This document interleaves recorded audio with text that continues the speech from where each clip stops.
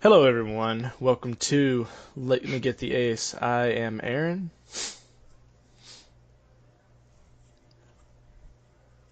I'm Jamie. Okay, thanks. Yeah.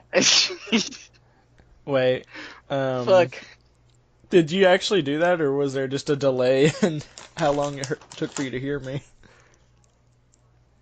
Oh, no. I mean, probably there was a delay. I don't know. Because it was like 10 seconds of silence between when I said it and when you responded. Really? For me, it was immediate. I mean, it sounds normal now. You're responding quickly now. I don't know what the hell happened there. Interesting. Anyway, let's just fucking get into the episode. We got a lot of stuff to talk about today. We got recently the reveal of the Phantom Sight new operation. Our new operator's Nock and Warden Nook, however the fuck you pronounce that name. Cafe rework, all kinds of cool shit to talk about. But before we get into our Rainbow related news, I just want to touch on something really quickly. You're pregnant. Close. That Modern Warfare trailer. Oh shit. I know we don't run a Call of Duty podcast, but let me tell you, everyone, I am excited for that game. It's looking like it's going to be one of the best Call of Duties we've had in a while, and I'm very excited for it. Because, like, as a big FPS fan, I obviously really like Call of Duty, because Call of Duty was kind of a revolutionary game in the FPS genre. It brought a lot of new things to the fold that we see today in games. But anyway, moving on to Siege related news, because that's what y'all are here for, all five of you listening to our podcast. Um, let's start off with some cosmetic leaks. Recently there was leaks of. Did you see the leaks of the cowboy cosmetics for what looks like it's going to be a Wild West mid-season event? I yeah, I kind of caught something, and not a whole lot related about it though. It just seemed like some characters are just gonna have, or all of them are gonna have some cowboy themed stuff because of the new event. Um, I'm thinking they'll do it like they did the Halloween event and the Rainbow's Magic event. They'll pick five attackers, five defenders, give them all cosmetics because that's what it's looking like it's going to be, and there will be some You would kind think it of would do game like a mode based around summer it. thing. Yeah, like I don't know. I don't know about the cowboy thing. You would think that they would do like a summer thing where, like they have charms and cosmetics that are more like beach stuff or pool stuff. It'd be really funny to have to see Blackbeard with like water wings. Um, the little floaties that go on the arm. That would be fucking hilarious. Or like Tachanka running around with like the little like it goes around Tachanka, but he's your like waist and it has just like like a dragon thing. they can make Tachanka where he's just buff as fuck, like shirtless, wearing like a swimsuit, and he's still got the helmet on. It'd be amazing. It's just giant metal helmet, but he just has swim trunks and is fucking shirtless.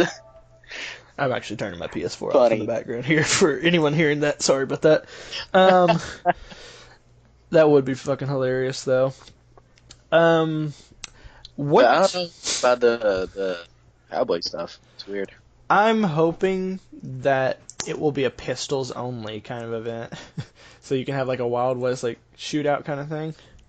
I think that would be really cool. That would be cool. Um, what map do you think is going to get reskinned for it? Because like as we've seen with the Halloween event and the Rainbow's Magic event, they always reskin a map and make it look different. I'm gonna go ahead and I say think it would be Outback. Outback or Oregon Yeah, because Oregon. That's an interesting pick. well, it's kind of out in the desert and in a way, there's like tumbleweed rolling around everywhere. It's like Yeah, out in the middle of nowhere. yeah, and also Oregon. So Yeah, it's Oregon. I don't know anything about Oregon. I don't either Um, actually. but yeah. I'm gonna say it's gonna be Outback because it doesn't really need a whole lot of reskinning. Um, probably just a few things here and there. Um, and maybe They can like make a Wild the West sort of music. restaurant area into a saloon. I think that'd be cool. Yeah. And then like turn the hotel area that connects to it into like a brothel area. I think that'd be pretty interesting. Maybe turn the garage into a Yeah. horse stable. That'd be pretty cool, I think. Yeah. Actually, that would be really. Um, There's a lot that they don't need to do a whole lot either. yeah, keeping with the theme of cosmetics, the Legion Elite was revealed. How you feel about that? I I liked it. I honestly did. It looks futuristic. It kind of goes with his whole style. Um, it I don't know. It just makes him feel more like what he is. I don't know if that makes sense because his all his like his weapons they look kind of futuristic. The shotgun, the his helmet SMG. looks kind of futuristic. His gadget is really futuristic. Like all of it, it just makes sense that his elite looks like that. And I like the animation too, like the whole scan and it tells you what each component is. Looks really cool. Yeah, I really like it. I'm gonna be buying that day one when it comes out. Not a whole lot we can say about that, other than it looks cool. The Smoke Elite also got leaked. Now you and me are a little bit disagreeable on this. I like it. I think you told me you didn't. It's not that I like hate it or I don't know. To me, it doesn't feel like smoke. I know it matches smoke perfectly, but I don't know. In my mind, smoke is a lot more serious than, hey, I'm a fucking graffiti guy, haha, fuck your wall. You know, it's I don't know. Like I Well, like it as a like on its own. I like it. I do, but you I don't know. say that To me until personally, it just doesn't say. you see Smoke making a dick in the wall with a shotgun.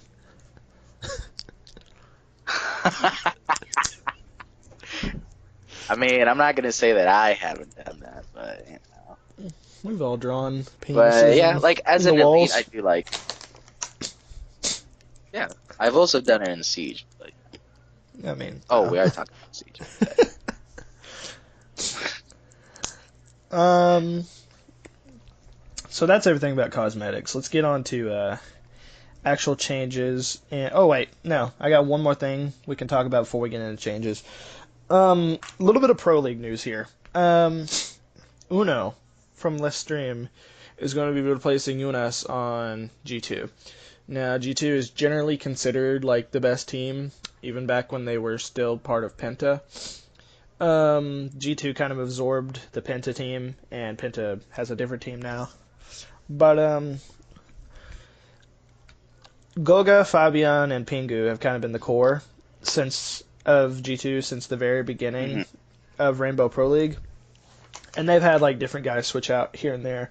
But for about a year now, I guess they've had Yunas and Cantor Ketty, and I'm not sure what prompted this. They obviously didn't have a very good season this last season, season 9. They didn't even make it to the finals or even the semifinals, which for G2 is very out of character because normally they're known to be the ones to take the gold and just win it all. So to see them not even making it to the semifinals was a bit odd, and I guess they felt that Yunus had something to do with that, so he's being replaced. And yeah, it kind of sucks. He was a really good fragger. He was one of the best bandit mains in Pro League, and he's one of the like few bandit mains out there that in Pro League that uses the iron sights.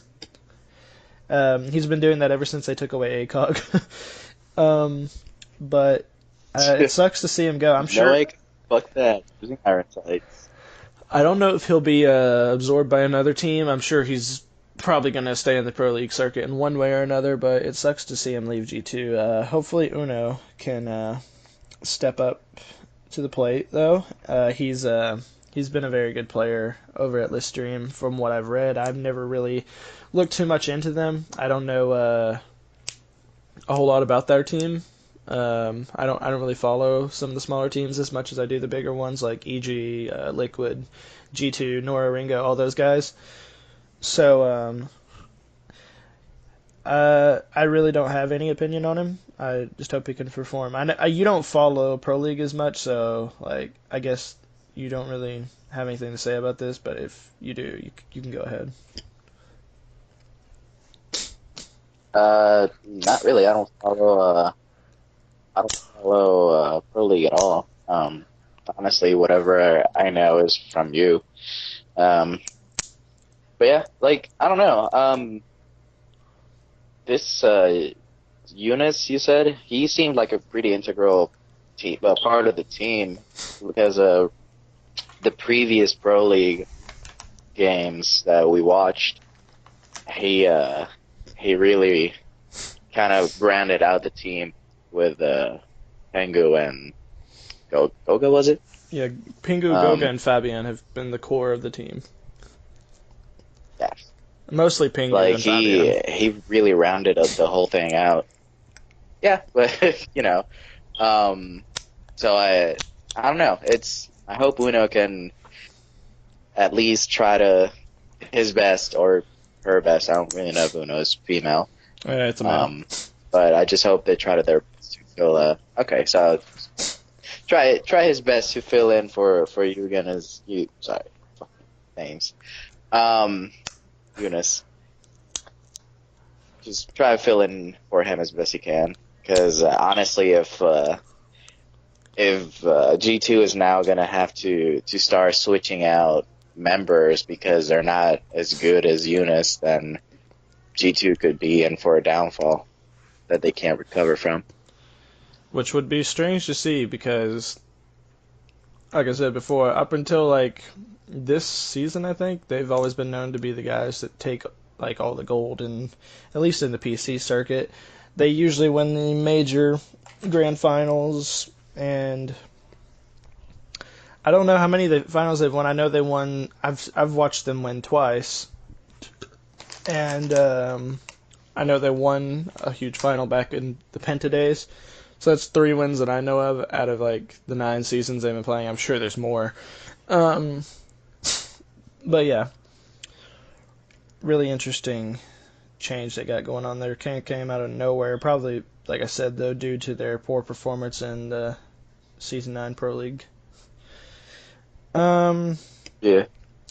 Moving on, we have a discussion that's kind of been going on in the community recently. I don't know if this discussion was started by Get Flanked, but I know he contributed to it. ACOGs being phased out on defense. Oh yeah. Because for the last few seasons, we've gotten some 5 armor operators. 3 of which, or not 5 armor, 3 armor, my bad. 3 of which have been on defense, and before last year, and well, no, 4 of which have been on defense because we've had Maestro, Clash, Kaid, and now Warden, and then Gridlock was an attacker. But so 4 out of the 5 last season, we've gotten 3 armor defenders, only 1 of which had an ACOG, and that was Maestro on his LMG, and he had the shotgun as well, which no one cares about. But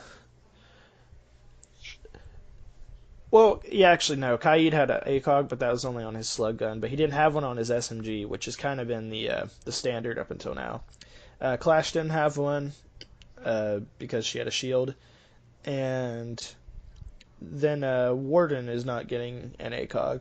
And there's been this discussion going on that maybe Yubi is trying to phase ACOGs out of the game, at least on defense, and somewhat on attacking, because as we saw recently, Ashe had her R4C ACOG taken away.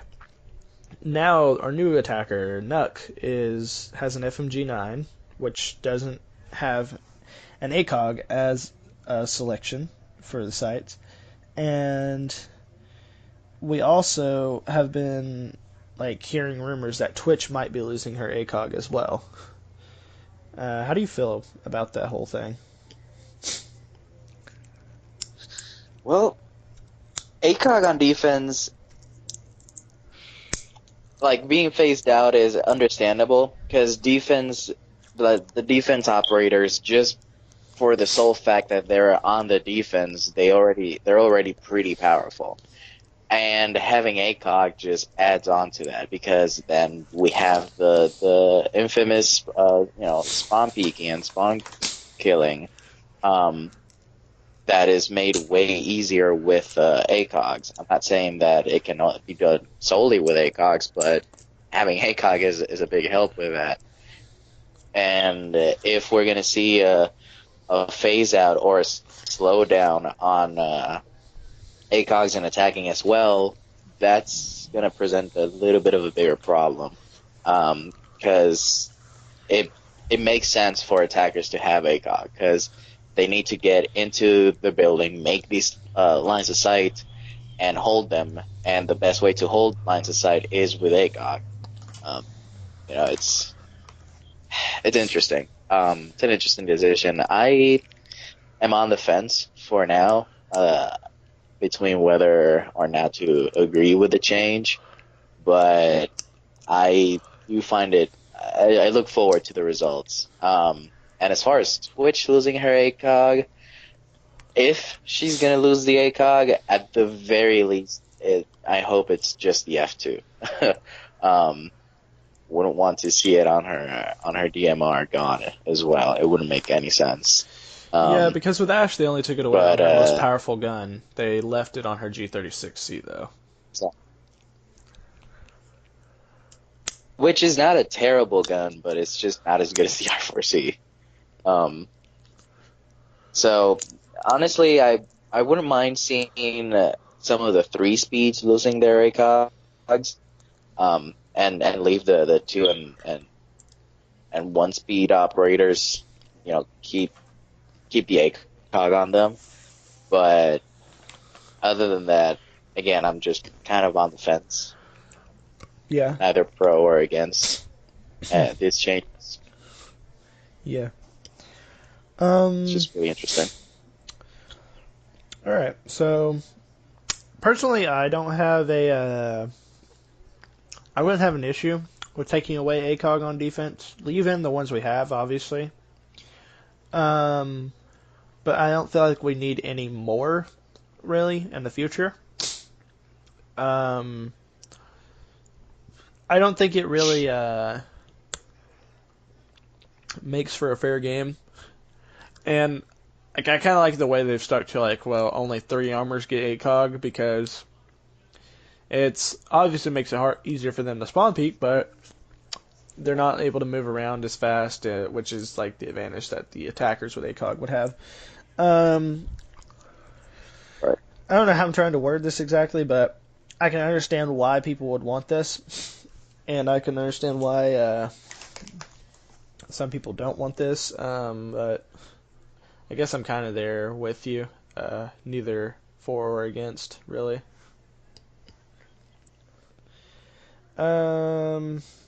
Moving on. Do you want to talk about Phantom Sight patch notes, or do you want to talk about TTS stuff first? Because this is going to be a lot of discussion we're about to have here. I think. Yeah. I think the TTS, it makes a lot more sense right now. There's a lot going on TTS. There's a whole lot going on TTS. Right. With the bugginess and these changes that are going on that are being put into the TTS. All right. Well, Jeez. We'll start off with the TTS then. So some recent balancing that's been brought to the TTS. Pulse can now switch from his cardiac sensor back to his weapon faster now. There's a lot of people that are a little on the fence about this. Macy J, who is a self-proclaimed Pulse man, actually tweeted talking about how makes it easier to capitalize on the information you gather with the cardiac sensor quicker, and it's making Pulse overpowered in return. I can see that really being an issue, especially shotgun Pulse or with like the C4 or like just using those in tandem with the cardiac sensor. How you feel about that?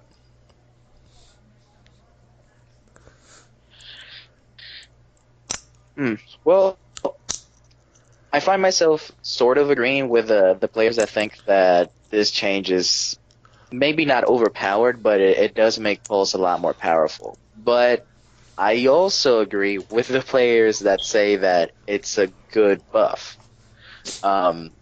Because currently, the way that like the amount of time that it takes between changing out from the cardiac sensor to his weapon or like secondary gadget, whatever, it does take too long.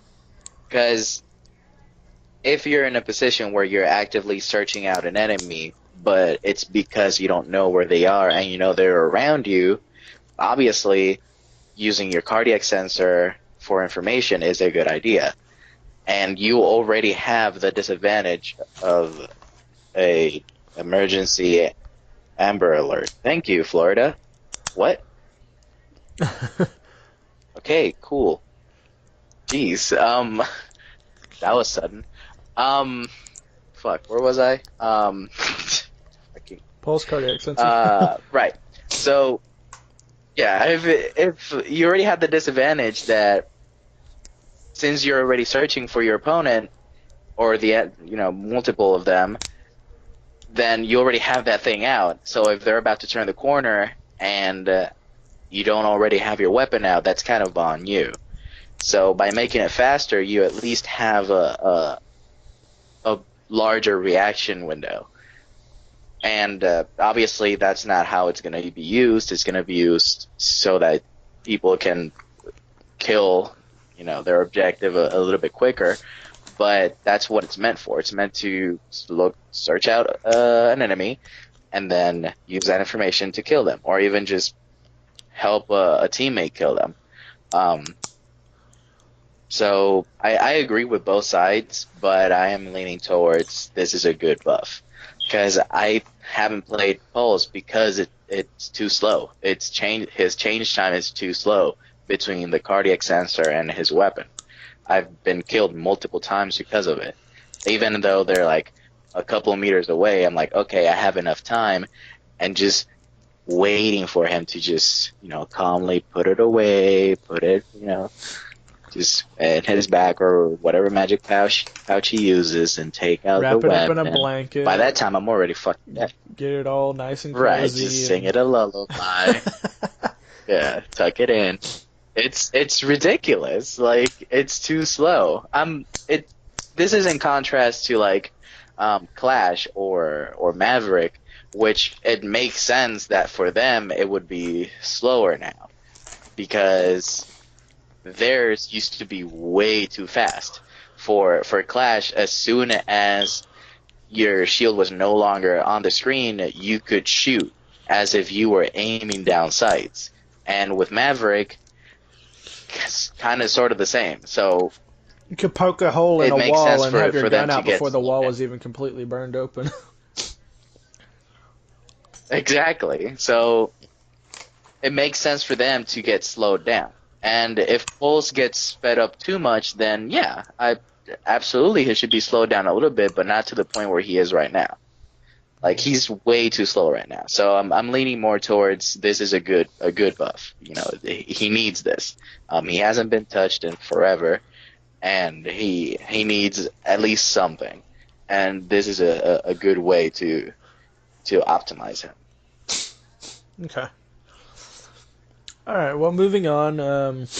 Twitch's FAMAS recoil, or her F2 as it's called in the game, has been changed. Her recoil pattern with constant spraying is now a little more unpredictable and harder to control. But from what people have been saying that I've watched who tested this, the new recoil pattern, they're saying that it makes small burst recoil a lot easier to control, but it makes spraying harder to control. Which, in my opinion, this is a good change. I like this. Obviously, Twitch's gun has one of the fastest fire rates in the entire game, up there with the SMG-11 and the Vector, as one of like the top 5 fastest guns in the game. And it has an ACOG on top of that, and it does pretty good damage too. So, personally, I'm okay with this change. What about you? I feel like that would give me a reason to finally start playing Twitch a lot more. It would also justify my use of Flash Hider, and maybe, just maybe, she could be the operator that allows me to better my aim and stop killing certain teammates by accident. Yeah, A lot of the time. we won't name any names. Yeah, I'm not gonna name you, so your identity it's secret. Okay, cool. So not a whole lot to say about that. Twitch's recoil got changed. Cool. Moving on, Kaid. They're taking away his barbed wire and giving him a C4. I'm iffy on this one. I'm really iffy on this one. I mean, I'm obviously going to take advantage of the C4 because, like, why the fuck wouldn't I? But it just really, it changes, like, changing his loadout is going to change his play style. Because, you know, Kaid, like, one of his, like, cool things is he can electrify barbed wire, deployable shields, and obviously reinforce walls. But, now if you want to do that electrification of barbed wire, you're going to have to work more with your teammates to do that, which is not a bad thing, obviously. This is a game based on teamwork. It just kind of sucks that they took that utility away from him. And in turn, they gave him something arguably more overpowered when he already has a shotgun that can two-shot pretty much any operator with body shots. And now they're giving him a C4 to go along with it. How does that make you feel?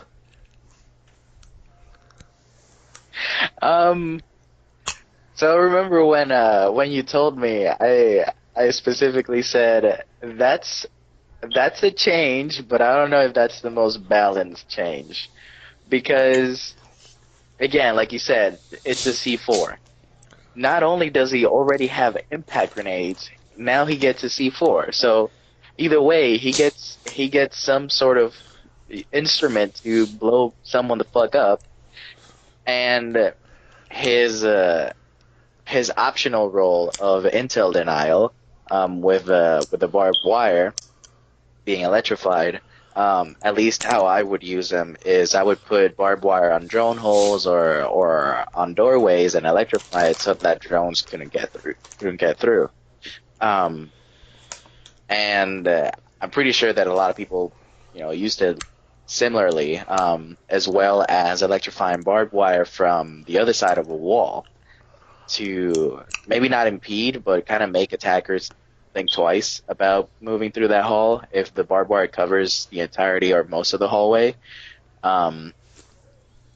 So it kind of changes how he's used.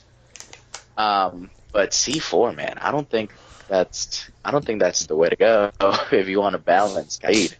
I don't know.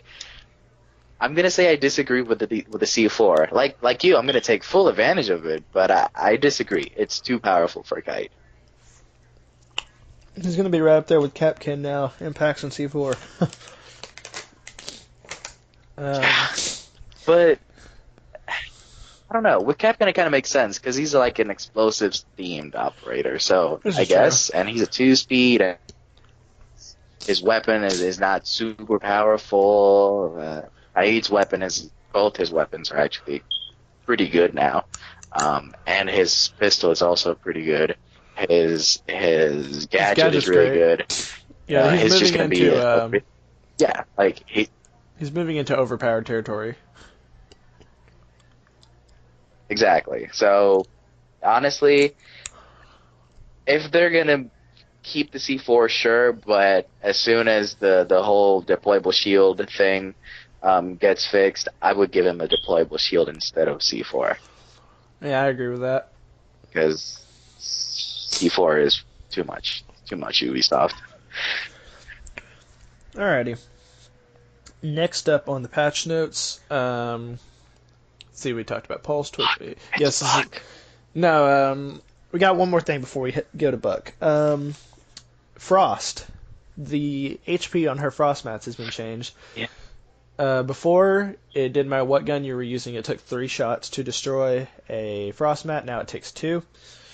The big advantage I see with this is that it's going to make pre-firing Frost mats when jumping through windows a lot more effective and easy.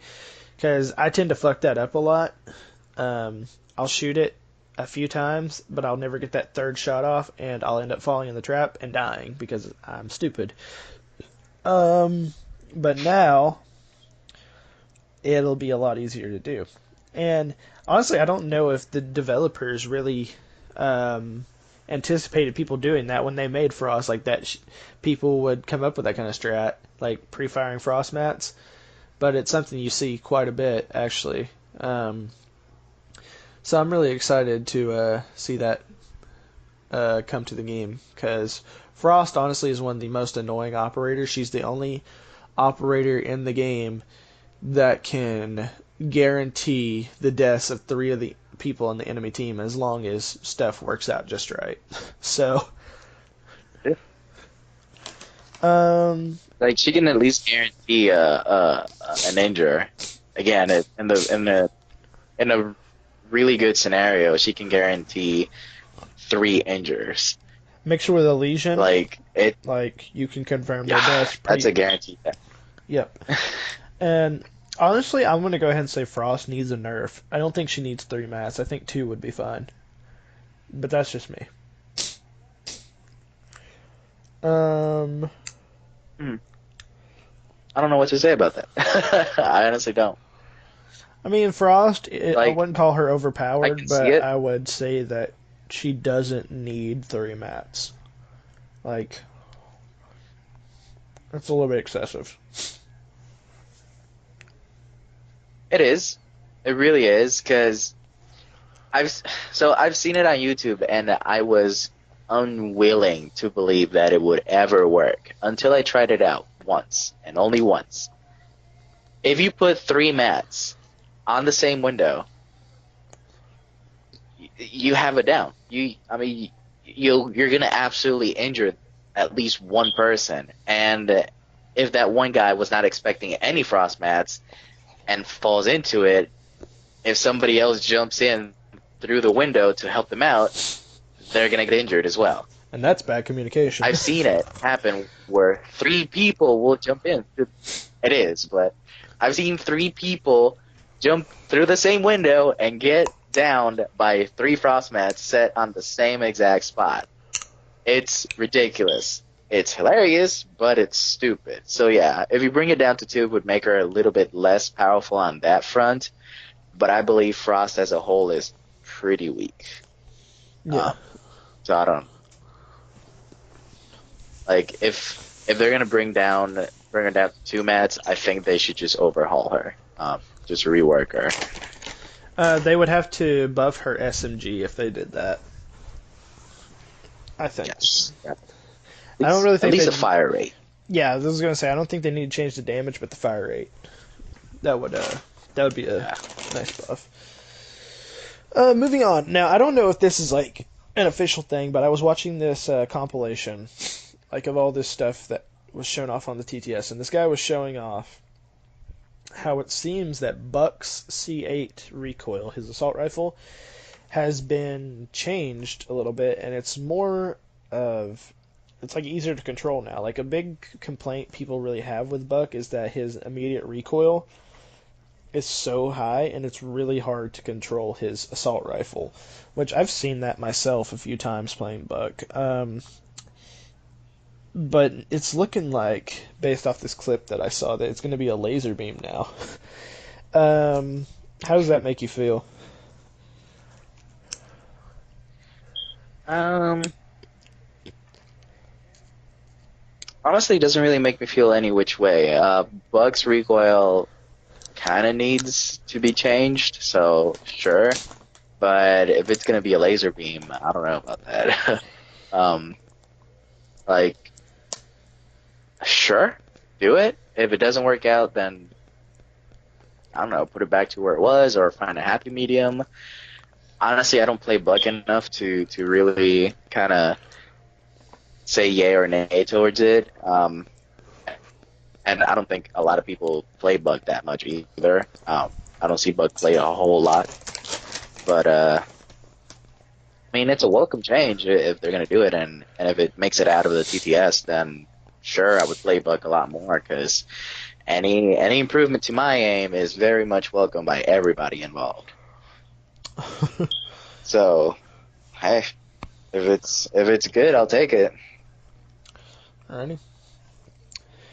That clears it up for the. Well, we got one more TTS thing, but this is obviously going to be on the live build, so this is a guaranteed thing. Cav and Vigil are getting a little bit of a buff to make them consistent with Nook. The way Nook's gadget works is as long as she has at least 20% of her gadget filled up, she can activate it. So, like, say she depletes 50% of her gadget, she can turn it off. And then if she wanted to, before it was refilled or even that second, she could immediately turn it back on. Whereas, like, the way these rechargeable gadgets worked before was if you used any percentage of the gadget, you had to wait until it was completely refilled to activate it again. Now the way it'll be is if you have at least 20% or more, you can activate it. So if you completely deplete it in one usage, once it gets back up to 20%, you can use it again. And Vigil and Cav are going to be changed to work that way to be consistent with the way Nook works. Which, for me, this is pretty significant because the way I tend to play Cav is when I'm going for flanks, I will use her gadget until it runs out, sit and wait a little while for it to recharge, and then keep going. But now I'll be able to move a little more consistently because of this buff. So I like it personally. It's going to be really helpful for all the Cav and Vigil mains out there. How do you feel? I like it because I do. Out of the entire list of operators we've talked, I actually use Vigil pretty consistently, and I'm happy about that. All of it, except one thing, which you didn't mention. There now for Vigil and Caveira, their recharge rate is slower now. Currently, at least for Caveira, from empty to full, it takes about 6 seconds. After the TTS is away and the new season comes out, it's going to take a little bit over 13 seconds. So almost, actually over double the amount of time between empty and full. Granted, they can still, use it as long as it. But if they're gonna wait between empty and full, it's gonna take way longer, and it's also gonna take longer, between whatever percentage they are and 20, or like whatever percentage they want to wait. If they're at 20, but you want to wait until like 50% just to make sure that you have a little bit more time, then that's gonna take probably anywhere from 3 to 5 seconds, maybe more. You could be in a situation where you need to move a really long distance, but you'll have to partly do it by sprinting or running, and you'll be heard from a mile away if you're playing Caveira. Same with Vigil, but with the drone thing being an issue, or cameras that are hacked by Dokkaebi. You'll have to move around, everybody being able to see you through cameras and drones. And while not a terrible thing, it is a little bit of a downside. And I guess a good way to balance the fact that they can now use their gadget anywhere from 20% to full if they've already expended. All right. So it's a good balance, but I'm not super hyped about it. Do you think Nook will be the same with her recharge rate? Um, it makes sense since these two, at the very least, Kavera, because Vigil already takes like 12 seconds to recharge. Um, so it's kind of somewhere around the same as Kavera anyway. So I don't know if Vigil himself has been slowed down on his recharge, but it does make sense that um, Nook would have around the same recharge time. Um, because that's pretty much the only reason I could see for at the very least Kavera being slowed down like that. Um, and from a balancing perspective, it also makes sense to have her gadget have a slow recharge rate. You know what?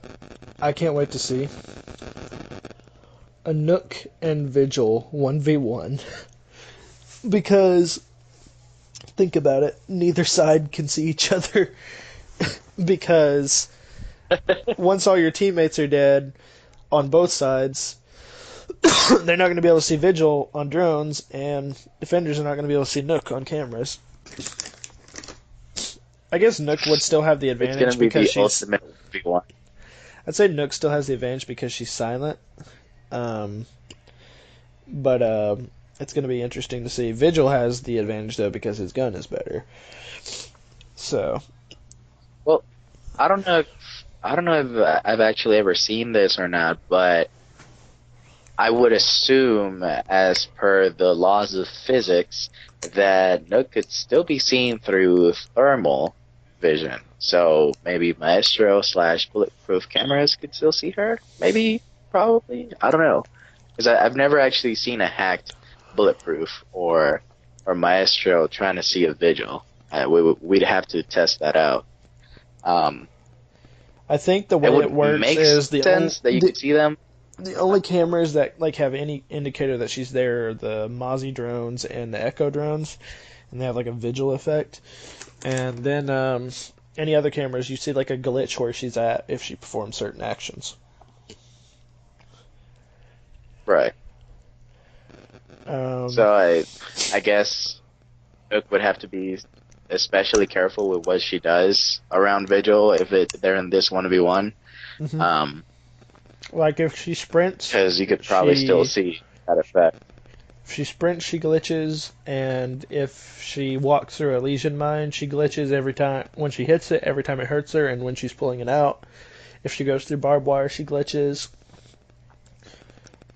There's like certain. I think the only thing she can do that doesn't glitch her is reloading weapons, switching weapons, and walking at a normal pace, and crouching. That too. Right. Any other action she performs, like vaulting, sprinting, firing her weapon, all that stuff will make her glitch out on cameras. So, Yeah, which is, I guess, counteract the fact that she's silent. yeah.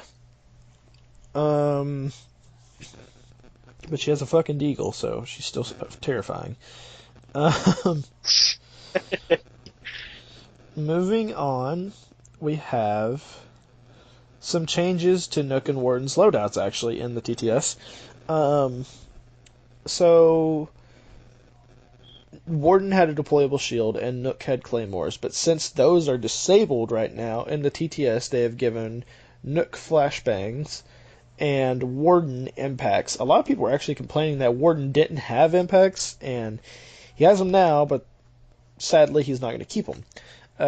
These will be switched back to their old loadouts on the live build. Now, there's no telling if it'll stay that way because, like, we've seen plenty of secondary gadget changes down the road with operators before. So, but for now, the flashbangs and the impacts are only temporary. So, not much to say there. It's just a change they're making for the time being until they get the claymores and the deployable shields worked out. You ready to move on to Phantom Sight patch notes and talk about all the cool stuff we learned about in the reveal? Yes, and one thing just before we move into that is I'm looking at a lot of the details about Phantom Sight, and a lot of this is really interesting. So we might have to extend this just a little bit. So yeah, let's move on. Alrighty. So, first off, we obviously have our operators Nook and Warden. I'll just go over really quickly her loadout again. She is a 2 armor, 2 speed. Nook, she has a Claymore and a Breach Charge. She has FMG 9 and the 612 suppressed shotgun and the 5.7 USG and the Deagle as her secondaries. Obviously, she has the ability to hide from cameras, and she is silent when her gadget is active. Um, Warden, our defender, is a 1 speed, 3 armor. He has deployable shield and barbed wire. He has the British shotgun, which is the M590A1, Valkyrie's MPX, and his secondaries are Clash's P10C and the SMG-12 that Vigil and Dokebi have. His gadget is he can cancel out flashbangs that have affected him or that will be thrown at him while his gadget is active, and he can see through smoke while standing still. Very similar to how Glaz will now be, but without the thermal vision effect. Um, and that's our operators. Nothing we really need to talk about there because we've talked about them ad nauseum. Um, the Hmm. map rework. What were you gonna say? No, I said yeah. Oh, okay. Map rework. Cafe Dostoevsky. Um, I'll just read here what it says. This kind of details what exactly has been changed about the map. The holiday season may be far away, but we felt it was high time to revisit Cafe Dostoevsky. From the outside, you can barely notice the difference, save from a few windows which are no longer destructible. On the inside, however, many areas have been renovated to improve replayability and gameplay opportunities. Most of the first floor has been redesigned with the most drastic changes around the north entrance. This main entrance now resembles the lobby of a high-end catering establishment with multiple areas to take advantage of. The second floor now features a new pair of bomb sites and fireplace hall and reading room. The stairs leading up from the main entrance have also been repositioned. On the third floor, the easternmost part has changed, rearranging the layout of Cocktail Lounge and giving it a balcony that overlooks the second floor. The cigar shop has also gained a brand new balcony opposite that one. While other areas. Wait, no. In the southeast corner, the staircase now has a barrier which limits the angles one can hold or exploit. While other areas of the map remain essentially the same, all of it has received an aesthetic revamp that gives the map an even more sleek and chic atmosphere. Feel free to test out these changes on our test server and submit your feedback on R6Fix. So I'm assuming you've actually seen all the footage of the Cafe Dostoevsky rework and what it's going to look like. Yeah, it looks really good. I like it, honestly, dude. I'm one thing I find really interesting is this new bomb site. They've sort of tried to. We saw this with Consulate recently, where they gave it a fourth bomb site, albeit not a very good one, but a fourth one just so that option was there. They're doing the same thing with Cafe. But this actually seems like it's going to be a pretty nice bomb site. Reading Room is now going to be part of the bomb game mode, whereas it was only part of Secure before, but it's going to be part of bomb now, and they're going to have the dining hall, as we call it, or fireplace hall, as it's called here. Um, is going to be the other objective on bomb mode. They're going to be taking out that window, that big window right across from Reading Room that people like to rappel up to and just stare into the room at. That's not going to be there anymore to make this Yeah. site a little more viable, which I'm pretty happy about. And they're going to be taking out most of the bakery windows downstairs. So I think that's pretty cool. Um, how are you feeling about the cafe rework, though, for the most part? Um, I mean, there's really not a whole lot more to say than what I did. I appreciate the rework. Those windows in Bakery were a huge problem. Because you never knew where you would get peeked at from. So you could be holding like two windows, but didn't notice one to the side, and you got a headshot from there because you didn't think to look there. So having a few of them and that big window across reading room not be destroyable now is an excellent change. Gives the defenders and attackers in certain situations a better, more breathing room and better situation to be in. Overall, I like it. I appreciate it, and I agree with it. Alrighty. Alright, so moving past that, the map and the operators, which, like I've said, we talked ad nauseum about, we're going to move into some more, like, new stuff. Stuff we haven't talked about so much. There's some new changes coming to Reverse Friendly Fire. It says here, Reverse Friendly Fire was released with the latest update to Operation Burnt Horizon. For Phantom Sight, however, we aim to refine this feature with updates and improve the effectiveness of how all types of damage to teammates, such as explosions and toxic gas, will be reversed to the player under penalty, with a few exceptions. That's all it says. There's not really any details beyond that, so we'll just see how that turns out. It sounds like, to me, they're just kind of trying to fine-tune it and fix it to make it as good as it can be. Moving past that, the ranked mode is going to be getting some changes. It says here, in an effort to improve everyone's ranked experience and make it more competitive, Year 4 Season 2 will bring some updates to the ranked playlist, some of which you might have already caught a glimpse of in Pro League. Pick and ban, 3-round rotation, and the bomb game mode will now be the standard for all ranked matches. While 6 pick will not be applied to the ranked playlist, it will still be available in custom matches. And on top of this, you're also going to be getting new ranked charms. How do you feel about all the changes coming to ranked? I personally know a few people that are going to be really upset about all this stuff, but it's really great in my opinion.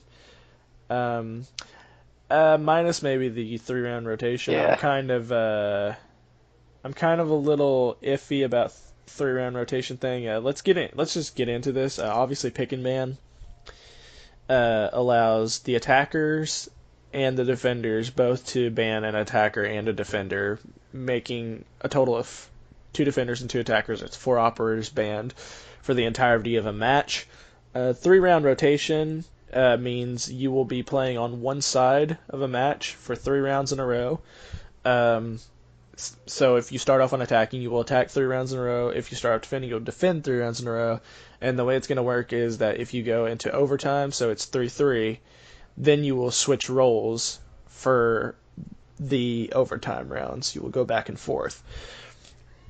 And then obviously bomb is now going to be the only mode in ranked, which I know a few people that are going to be really upset about that.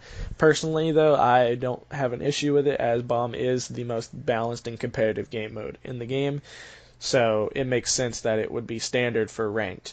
Personally, I think a lot of the people that play secure only, we're either going to be seeing them leaving ranked or struggling to adjust to playing bomb only.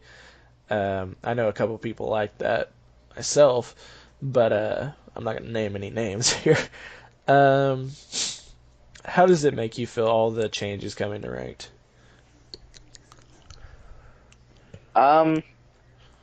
Yes, to everything except like you. Maybe the 3-round rotation. I don't know about 3 rounds. 2 rounds is fine, but 3, it kind of drags out the roles. So yeah, I agree with you. Maybe not 3 rounds, but everything else is just fine with me. I I like bomb, even though it's probably not my forte, because I'm used to secure area where I can just hold down the room, and I only have so many places to look at. So I feel like I have a better chance in secure area, but moving on to bomb, it'll obviously expand my horizons and probably I'll see a bit of an increase in skill. So who knows? Maybe being forced into bomb will make me a better player. Um, but overall, I agree. This is a good change.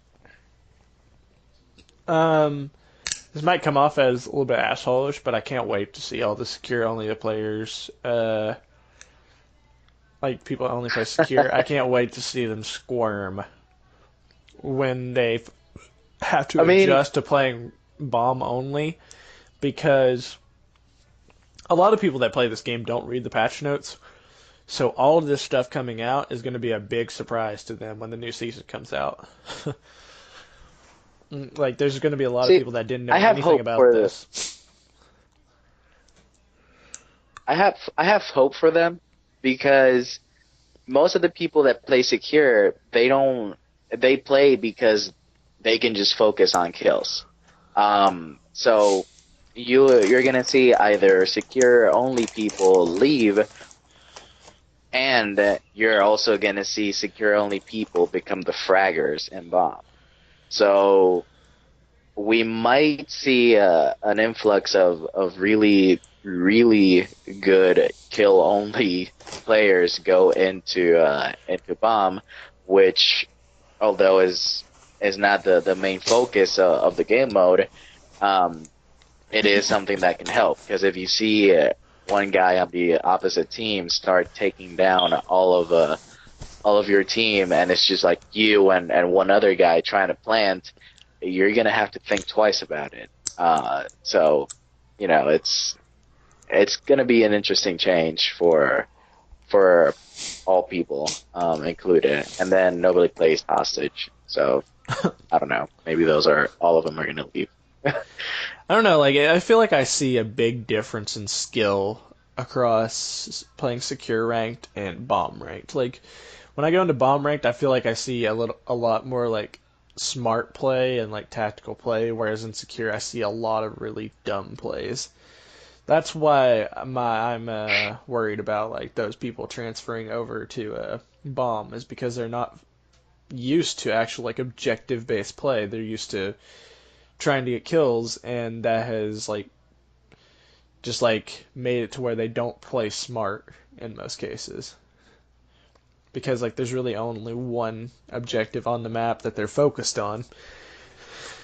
Um, I don't know. I think there's just going to be a lot of people that are going to struggle with it. 3 round rotation, like I feel like the purpose of it is so that defenders, it's like to prevent those back and forth matches where you're just like trading defense rounds basically, and it's to make Yeah, attackers develop more of a strategy, and to make defenders exhaust all of those like really good rooms, so like they don't have something to fall back on in those back and forth matches, if that makes any sense. um the only problem I have with it is I feel like it's gonna feel boring playing on the same side for 3 rounds in a row every match. But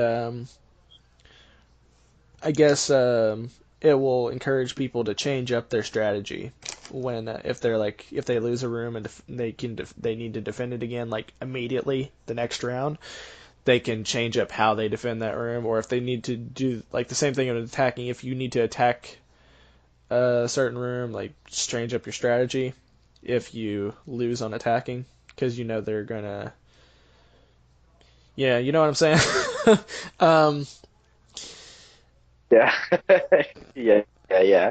Um, I mean, I kind of agree. I do feel like this 3 round rotation is made so that both sides can they can formulate actual strategies and try to stick to it, and have the other team try to figure out how to beat them. But also with defenders, um, they're gonna have to either use up two really bad rooms and one okay room and hopes that they win those 3 rounds, and then they can save the really good room in case there's an overtime, or use up the really good room plus two other rooms and hope that they win the one or two.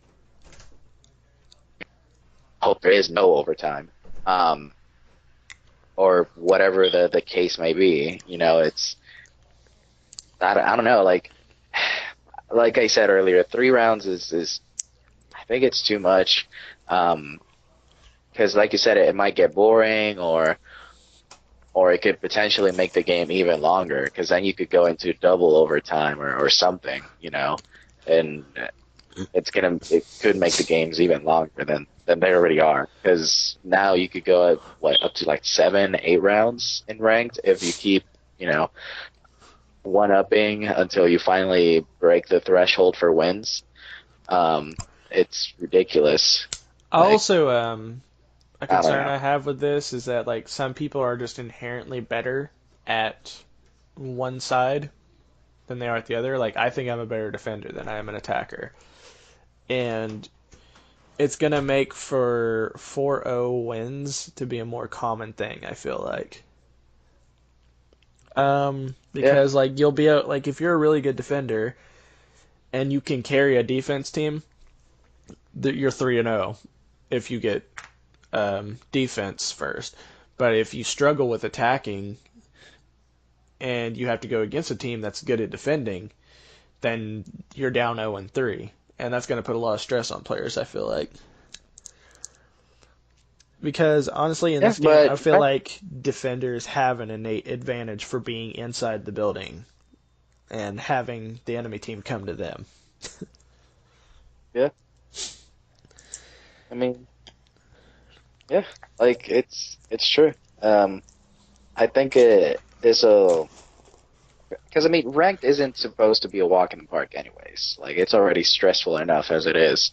Um, and this new thing is going to put a different kind of stress on people. Maybe not more stress, but just a different kind. In the way that now they're actually going to have to think even more about how they do things. You know, weigh their options a little bit more, but on the fly. You know, do I actually try to flank? Do I hold this line of sight? Do I hunker down? What do I do? I need to do it within the next 3 seconds or the next 2 seconds or maybe now because I don't have any intel. You know, it's gonna put people under a different kind of stress, and it's good because then this is gonna forge people into becoming better and more competitive. So I don't know. I think ultimately this is a good change, but Yeah. a lot of people won't see it that way. Yeah. All right. So moving on, we've got a new design for the shop. Did you see this?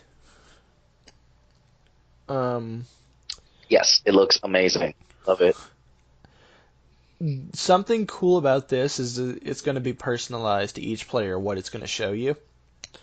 Um, Let me just read what it says here. The Rainbow Six shop had already been improved, but we're taking it even further when an upgrade to the storefront, which continues the light theme of the full screen view introduced in Wind Bastion, which is what we saw where we could um, the new view for cosmetics and guns and stuff like that. If you remember that in Wind Bastion.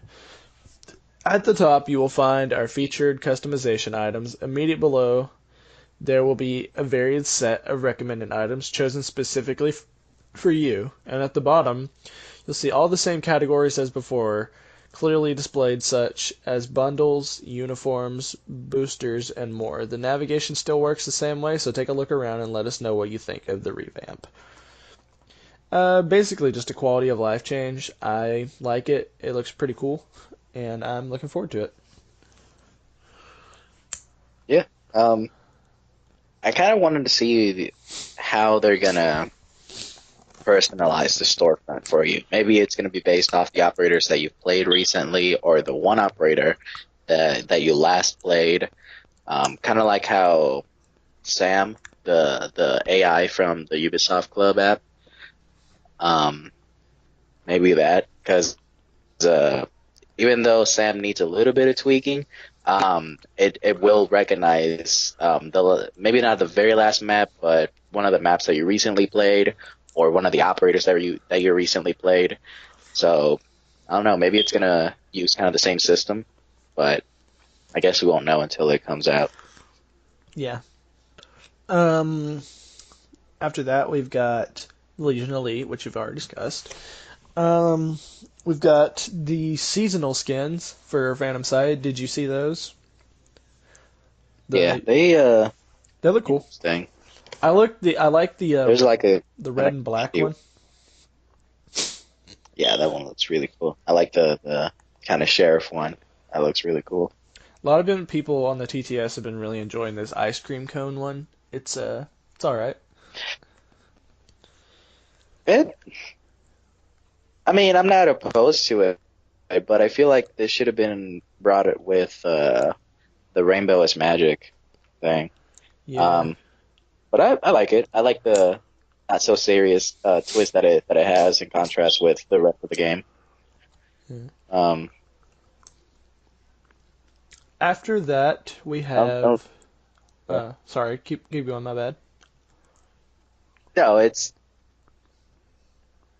oh no, they're not super out. These skins are not so outstanding as the previous ones. So it's, I mean, they're cool, but I don't know. Yeah. Oh well, moving on. After that, we have some operator balancing. This is all stuff we've talked about before, so I'll just skim through it really quickly. The glass rework. Basically, he won't be able to see through smoke as clearly unless he's standing still. The more he moves around, the more his thermal vision will like slowly fade out. Finko's Adrenal Surge now clears tinnitus from explosives. So I'm guessing it'll take away like the concussive effect and it'll take away the ringing in your ears. So that's cool. Yeah, Smokes now got the Vortex optic for his FMG9. Guessing they did that for the purpose of Nook being added in. Just since another operator will be using that gun, the Vortex is the holographic on Mozzie's P10 Roni. The D50, which is the Deagle that Valkyrie and Blackbeard use, and now Nook will be using, can be equipped with a suppressor and a muzzle brake, which, seeing like footage of people using the muzzle brake Deagle, it's even more overpowered now than it already was because it has absolutely no fucking recoil, and it's kind of insane. damn. Well, Um, I know what opera is using now. yeah. Moving past that, general tweaks and improvements. This is just game balancing and player comfort. Here's what the game balancing section says. Win-loss conditions. We have changed the win and loss conditions for our various game modes, effectively removing the possibility for a round to end in a draw. If the last player on each team dies at the exact same time, the following win conditions come into effect. On bomb, if the attackers have not planted, the defenders win. It counts as the bomb being protected, same as if the timer ran out. So if you kill each other at the exact same time on bomb, but you haven't planned the attackers haven't planned, the defenders will get that round. It's the reverse way if the attackers have planted the bomb. If you kill each other at the same time, the bomb has been defused and the attackers win. On secure, if you kill each other at the same time, the defenders win because that counts as the container being protected. And on hostage, if you kill each other at the same time, the defenders win there as well because that counts as the timer expiring. So just basically taking away the possibility for draws to be in the game. So there's that. Player comfort. The new ranked guide is going to be introduced, which gives you basically your rank stats. We've already talked about this quite a bit, so we'll move on. Operator selection screen. The operator selection screen has been improved to increase readability and show more information at a glance. See all weapons and gadgets available for an operator, get a gauge of their difficulty rating, or choose to randomize your operator selection in this revamped screen. Meaning basically you don't have to go into their loadouts themselves to see their guns and their secondaries, and you now get like a difficulty rating, which I honestly don't know how they're going to gauge difficulty ratings for operators in this game. Like doesn't make a lot of sense to me because I don't really find any of the operators in the game hard to play. Um, Honestly, I think what makes you good at operators is based more on your ability to perform with the basics of the game than with the gadgets of the operators themselves. Um, so I guess like that all plays into like can you aim? How good is your map knowledge? Do you know where like certain floors lead to? Stuff like that. I don't really know how you can put a difficulty rating on any of the gadgets themselves, though, that are unique to the operators. Um, do you want to talk about that really quick before we move on to the next thing? Um, there's not a whole lot to talk about there. I think it's just interesting, and I also wonder how they're gonna gauge their difficulty rating. Um, to me, it seems like it could be how well or how difficult or easy it is to use the operator's gadget to your advantage, which even then it's weird because it also depends on the enemy team. So I don't know. I mean, like, I guess obviously Rook would be a one on difficulty because all you gotta do is set down armor. That's not hard at all. And I guess they would consider Uh, Caveira a three because it requires actual like interaction with the enemy to do. uh, like map knowledge and that sort of thing. I don't know. I guess we'll see. Yeah. Um. All right. So moving on. Ambient audio tuning. We have taken steps to reduce the impact ambient noise can have on your gameplay, specifically on Bank and Border. On Border, the team on the helicopter has changed their search pattern to cover a wider area, forcing them to circle the objective from further away. This has also reduced the amount of noise from the helicopter for the operators on the ground. On Bank, we spoke with. This is what they said. We spoke with the management of the bank and stressed the importance of being mindful of their water usage. As such, they have turned off the sprinklers in the basement. They were not able to provide an ETA for when they would remove the water from the floor. The fire alarm is now a more intermittent alarm than a constant sound. The circling police helicopter is moved a bit further out to give operators more space and reduce the noise that the helicopter is making. Ventilation boxes also received an upgrade and now make less noise. So basically, just Uh, making the I love when environment. they do this. Yeah, me too. But basically, they're just making the environment less noisy on these two particular maps and making it easier, particularly on defenders, I would say, on bank and on attackers on border. So, that's cool. I don't know. I've never noticed the helicopter noises on either map, and honestly, this is the first I even heard of a helicopter being like. So that's to me that's really strange. Um, so I guess this is not going to have an impact for me. At least for the ambient noise. The sprinklers, though, that really was a bitch to get through. So I'm glad management turned off the sprinklers. Yeah, thank you, management. Management's the real MVP. Yeah, you're right, you're right. Moving on. Soft MMR reset. So this is interesting. We are adjusting how MMR is managed when a new season of Ranked is released in order to improve the matchmaking experience at the beginning of a season. In the past, we set all players to a 2500 MMR at the beginning of the season, which if you guys don't know, that's essentially Gold 4. Moving forward, we will reset MMR between the middle 2500 MMR and your rank from the previous season with extremes above 3500 and below 1500 clamped to those respective values. This will also apply to placement matches. So, um, before reading the rest of this, I want to explain exactly how the MMR and ranking works in placements. So, like they said, essentially all players were placed at 2500 MMR from the beginning of the season, which is Gold 4. With every match you lost or won, that MMR would go up or go down a certain amount, and that would determine where you were placed. And before, I don't think you could place anywhere higher than Gold 1. Um, but now, from what they're saying, they're going to move it to the midpoint between 2,500 and whatever you have at the end of a season is where you will start in your placements. So that's interesting, meaning I think you will be able to play, like, if you're actually a really good player, that means you'll probably be able to place in Diamond now, or at least in Platinum, which I don't think was something you could do before. So that's really cool. Um, which I actually learn about that now because I'm going to read the rest of this. This change will also lead to players reaching their true skill faster. Players that should be Diamond will reach Diamond faster.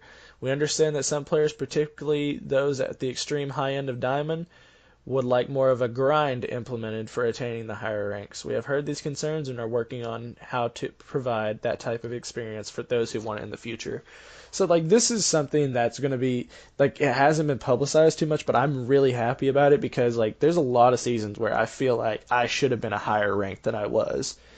Only just this season did I get to even Gold 1 on my main account, where normally I don't make it any higher than Gold 3 or Gold 4, even though I know I'm better at the game than that. And then I went and did my placements on my backup account, and I made it into Plat 3. With a little help from you on my after my placements, but my placements put me into Gold 1. And then I played 2 more games to get into Platinum. So, considering they're going to be placing, like, starting my MMR off more like closer to where my skill has shown me to be, um, that's something I'm really happy about. Is there anything you want to say about that? Um, I like this. I really do. Although that's gonna probably mean that I'm gonna be a lot closer to silver moving on. But I've always been a gold 3. I'm okay with that.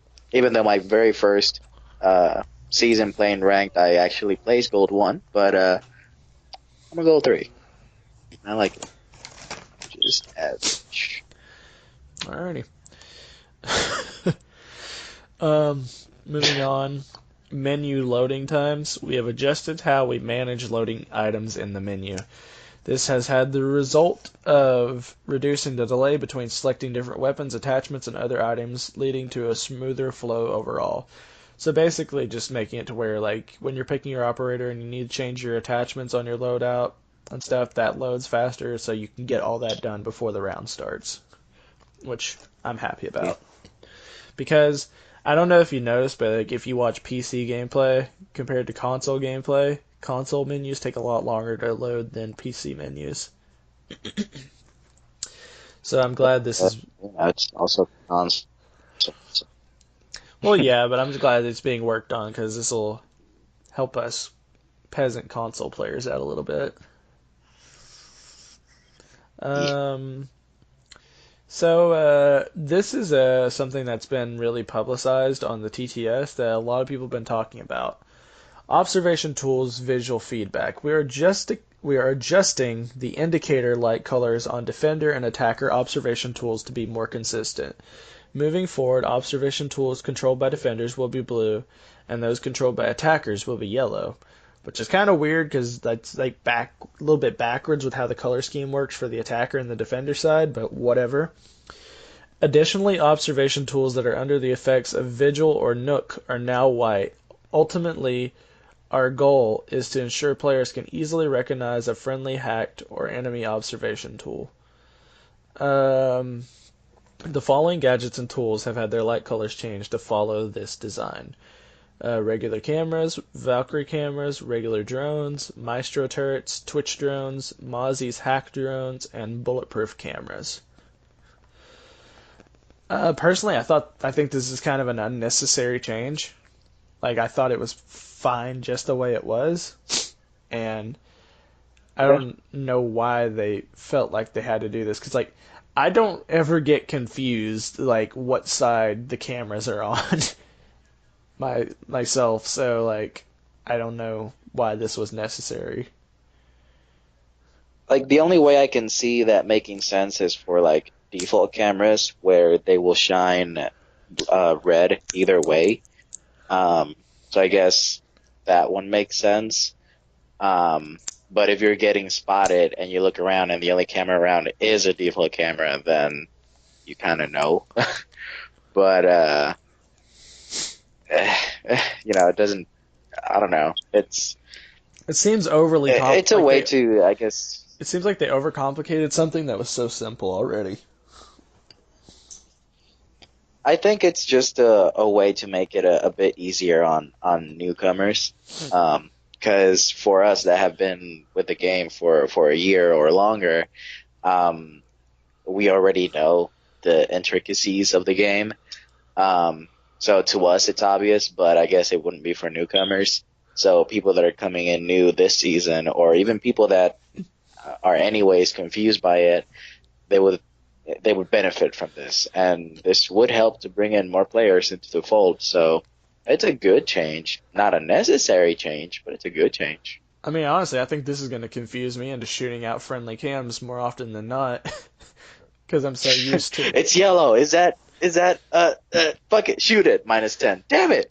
Because I'm so used to like having just like red be the universal color that like tells you Yeah. destroy, like so it's gonna be like it's gonna be confusing having all like now we have to worry about white with apparently Vigil and Nook and like that was like for Dokebi before too, and then like blue for defenders, attackers. Like it's so much like stuff to remember. Like I wish they would have just kept it the way it was. Um, Last thing here on the patch notes, because we're not going to go into the bug fixes because that would be another hour of talking if we went into all the bug fixes, probably more. Because like there's so many here, but if you want to read through those, then go read through the Phantom Site patch notes. You can see those yourself. But HUD visibility. Players' HUD will now remain visible when flashed or stunned. The HUD is a source of information for the player, not for the operator they're controlling, and as such, the HUD info should always remain visible.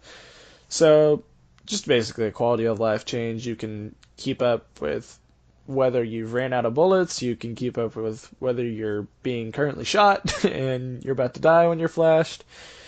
Um, don't know if this will actually uh, this will also help for people who've like been flashed by Blitz to know whether they downed him or not while they're just spraying at him. Because like I know there's been times where it's happened to me where I get flashed by a Blitz, so I just like hit the melee button and start spraying.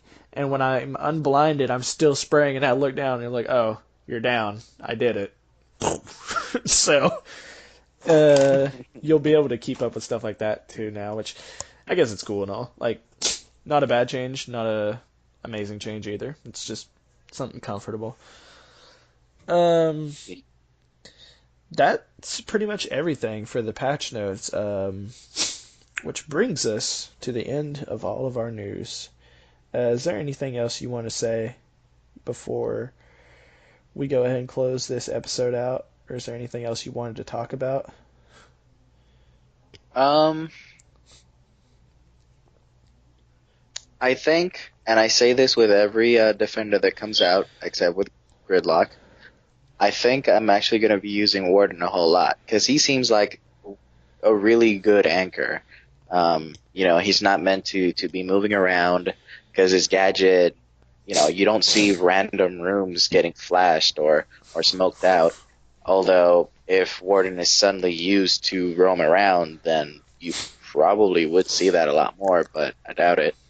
Um, he seems like the new go-to anchor. He passively sees through smoke as long as he's standing still, and as soon as you see a flashbang or a candela get into the room, you now don't have to look away and then turn your head back around only to find that you're about to get rushed by like 70 attackers at the same time.